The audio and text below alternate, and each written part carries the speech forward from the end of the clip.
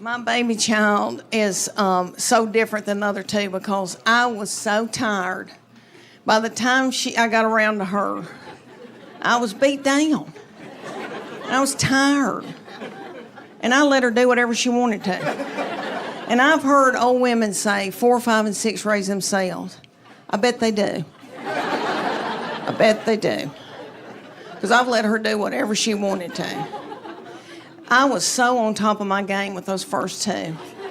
I was like flashcards. You're going to make 100 on that spelling test. And I was up in school, I was room mom, and I was taking yogurt and muffins, and I was all up in everything. That third one came along, and I was like, can she read?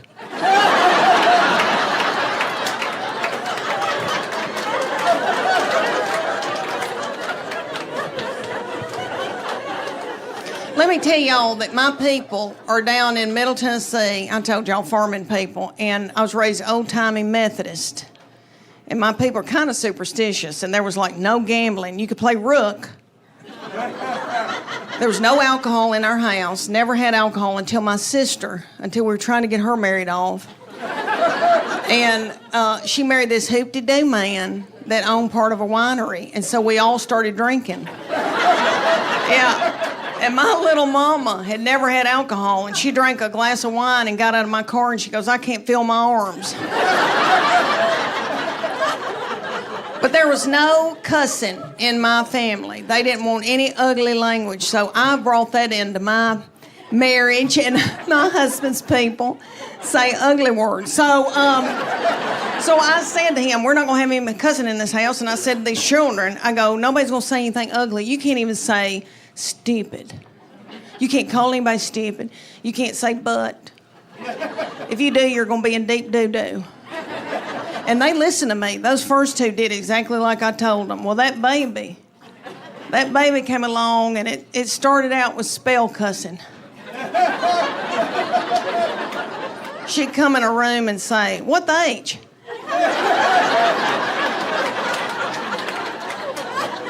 And then it went on to, what's up, mofos?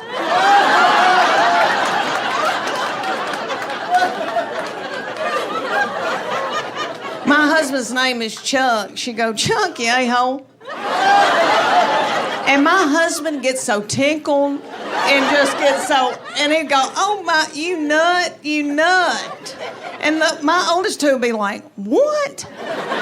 She just said what? I know, we let her do whatever. All right, y'all. Because we are taping this. I'm trying to get in different material, and I'm trying to do new, and I'm out of my mind because I'm in brain fog. So y'all, bear with me. I'm trying to switch it back and forth.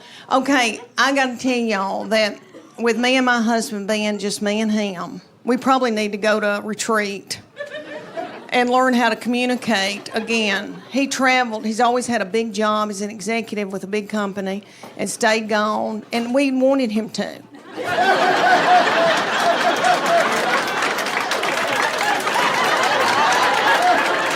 I'd be like, your daddy's coming home. Clean up your room. Clean up your room. Everybody, dude, I mean, we had a ball when he was gone, honey. My husband's smart in math. Anal retentive, type A, hunter and a gatherer, can kick a door in. I like that. Very, very introverted, very quiet, but very, very smart. And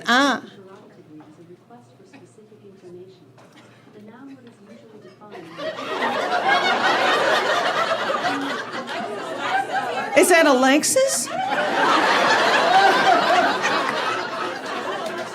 Are we boarding a plane? It sounds like we're boarding a plane.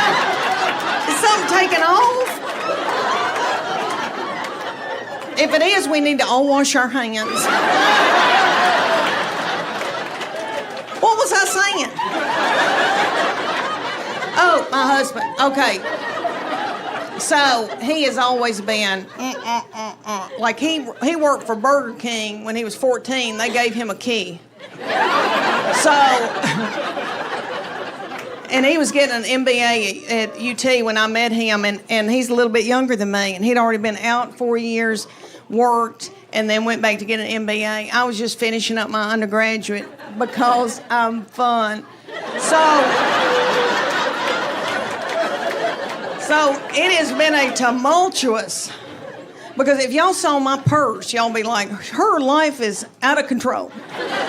And he is just like that. But anyway, now it's just me and him. And if I could give you young people any advice, I know you hadn't asked me for it, but you need to go on date nights, and you need to nurture that. And I know everybody's driving in a car, and everybody's fighting, and everybody's got something in a crock pot.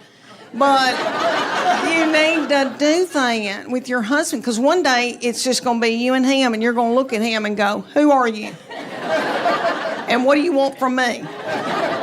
So I try to do fun things, and people say to me all the time, they go, do you let your husband travel with you? And I say, no. The main thing is he's got to keep working.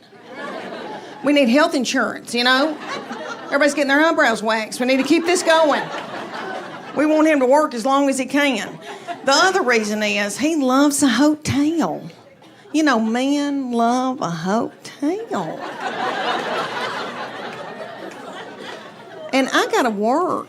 I gotta put on makeup and get on Spanx. And so I'll take him to a hotel and he gets a glazed look over his eyes. And I find myself doing this.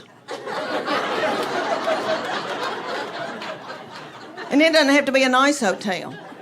It could be a Scottish Inn. And there could be a bloody spot on the carpet where there's been a murder. It wouldn't bother him. But anyway, I don't let him do that. So around Knoxville, I try to do things for me and him to do together. And I bought him tickets to go see Def Leppard and Journey. Oh, y'all. Going to a concert is very different when you're 54. I went to school at UT, and I used to go to all the concerts. I saw Tina Turner, John Cougar Mellencamp, Rod Stewart, I don't know where I got the money. But in the 80s, honey, I went. Nick, I was so cute. I had on little bitty britches. My thyroid was functioning. I didn't care about food. I'd eat a half a can of tuna and I'd be like, I'm full. But anyway, so I got us tickets, and my husband, I thought, we're going to have a date night. And he goes, I can't get there in time to go out to eat. I'll meet you at the concert. So he had bought a tall boy and an egg salad sandwich at the gas station. I know, I had to smell that all night. So anyway, I was hungry, and everybody at that concert was my age or older. And everybody's worried about the snack bar. And I was too. Journey was already on stage. Nobody cared. Everybody was at the snack bar. But anyway, Little Journey, we all go to watch Little Journey. Journey does not have Little Steve Perry anymore because he had to get a hip replacement. So and I loved him. They've hired this little bitty man who is yummy, and he's taking care of himself, and he's got little bitty breeches on, and he hadn't eaten white flour and sugar, and I don't think he's done dope, and I don't think he's slept with nasty women. So he's hopping and doing and squatting and doing, and all the old boys in the back look sick and bloated, and they're going.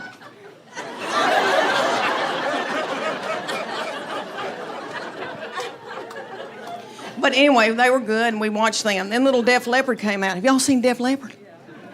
Still could sing like nobody's business. But that little man came out. Oh, that little man came out. And his little hair was down to here, and you could see through it. And I took one look at him, and I thought, thyroid. Because I've got it too. My hair's thinning too. And that little bitty thing's legs were that big. I've never seen legs that tiny on a man. Frail. And he propped it up on a little... And he'd do... And then I noticed there was a hump right here, and I thought, what's that hump? Oh, hernia. He's got a hernia. And I know because I've had one. And he hadn't had time to get a mesh put in it. I've got a mesh. Anyway, he started singing, "Put Some Sugar on It." And my very quiet, introverted husband stood up and then sat back down. We had a ball. They were wonderful. And then we walked out of Thompson Bowling Arena, and everybody was walking like this. Because everybody's got plantar fasciitis.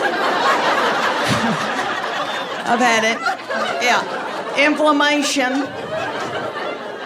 Inflammation in our feet. Y'all know what causes that? White flour and sugar. Let me tell y'all, about 2 months after that, I got us tickets in Nashville to go see Hart and Joan Jett. I know. Little Joan Jett. It was probably about 100 degrees, and it was outside, and it was hot and sweaty and humid. Little Joan Jett comes out in leather. And let me tell y'all, she's the size of this glass. Joan Jett. But she rocked it, and she has filler, a lot of filler, and it looks good. It looks good. And I've never wanted it until now. And I think, should I get my lips plumped up? Because what happened to my lips? My lips just sucked up into my body. I used to have lips.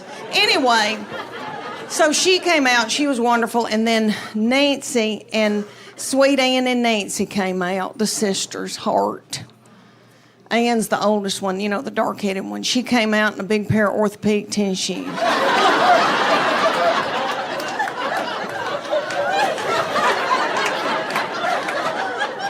That's how she looked.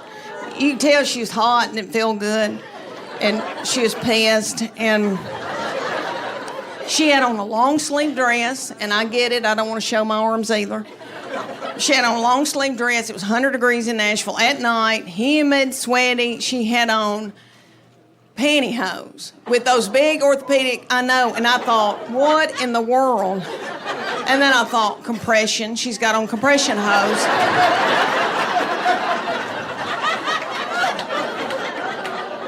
But she sang like a bird. And then Nancy, sweet Nancy's doing okay. You know, Nancy's a little bit younger. She can still jump.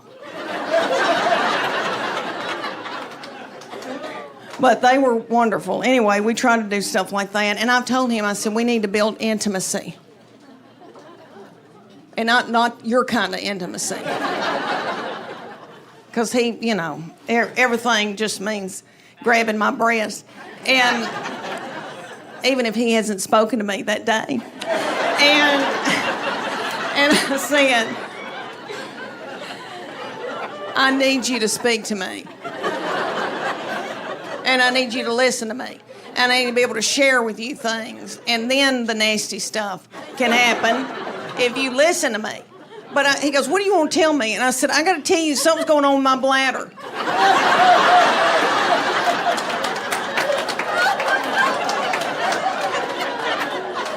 He said, I don't want to know. I don't want to know. And I thought, that's odd, because I've had your children. And I went through a lot, you know. I had 3 babies 2 different ways.